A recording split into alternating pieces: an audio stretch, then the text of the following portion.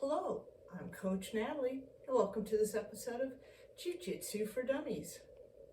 Well, you're in for a treat today. This is our 60th episode, and today we're going to learn the knee bar. Now, the knee bar is kind of like the arm bar, but you're going to be hyperextending the person's knee.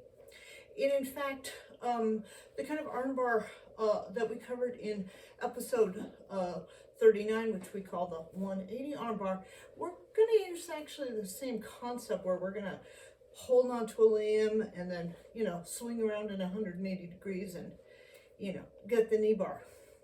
It's pretty simple, so let's check it out.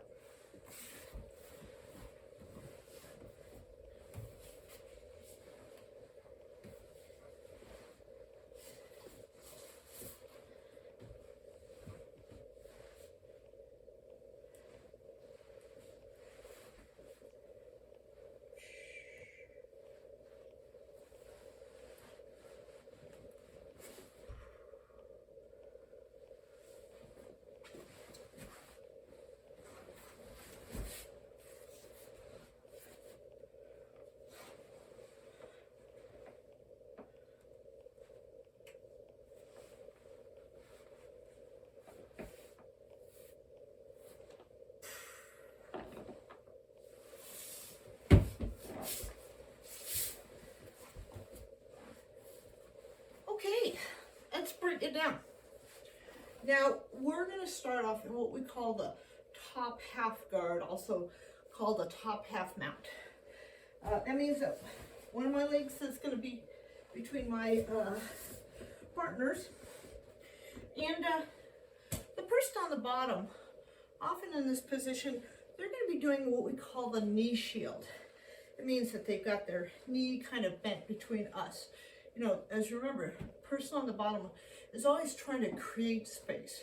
The person on the top is always trying to remove space. So in this case, they've got a knee shield. We're going to actually take advantage of that. I'm going to pummel underneath their leg. And so the back of their knee is really going to be resting on the inside of my elbow.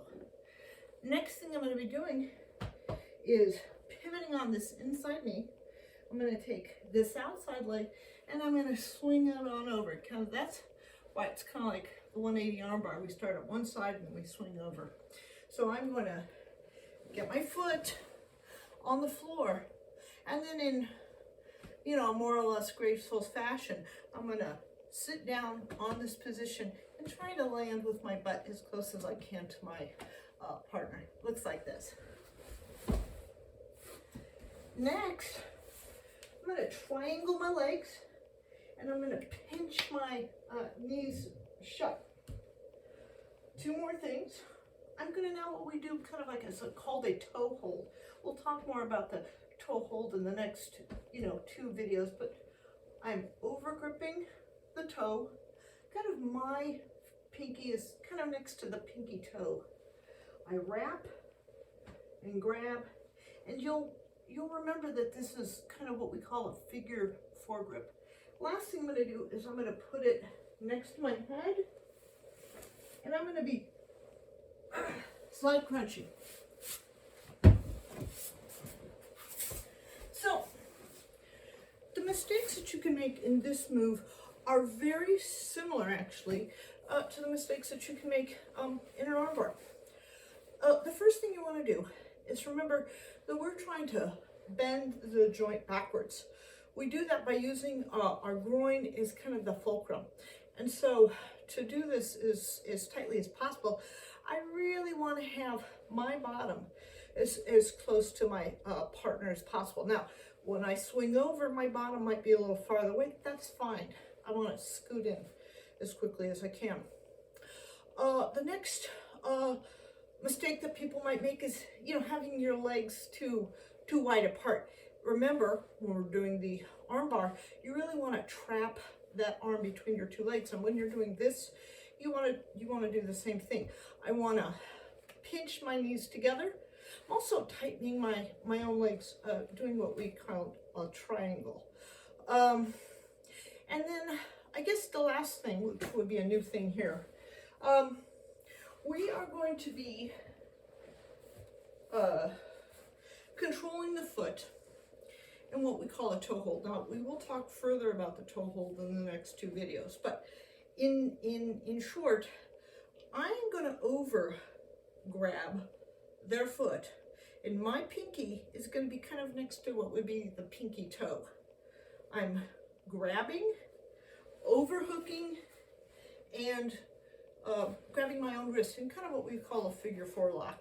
And the last thing I'm going to do is I'm going to put it, you know, next to my head. Because really what we want to do is we want to avoid them being able to spin out from this position. And so if I can pinch their leg between my two legs, and then I can secure this, you know, their feet with my hand in a toe hold grip, we can do that. And so what I'll be doing is I'll, you know, hold on to their leg, and then just by, you know, side crunching, you can, you know, imagine that their leg is being, you know, bent backwards, and hopefully you do it very slowly and they'll tap. So let's check it out again. Again, we start in a, what we call a top half guard. We're going to be knee shielding, and that's fine. We're actually going to make use of the fact that their knee is bent.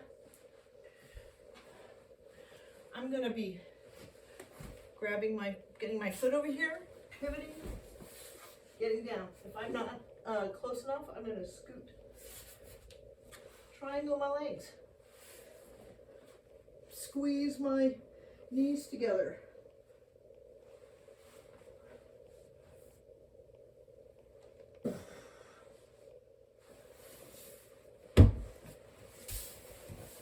And that is your basic knee bar. Now, I guess it's never too late to mention that if you are a lower belt, you're not allowed to do a knee bar in a tournament, most tournaments, especially if you're in the gi.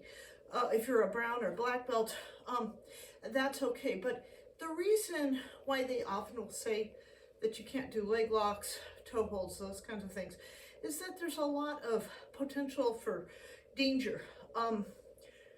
The knee bar, you know, the knee is a pretty sturdy joint, you know, compared to your fingers, but you could still strain your muscles.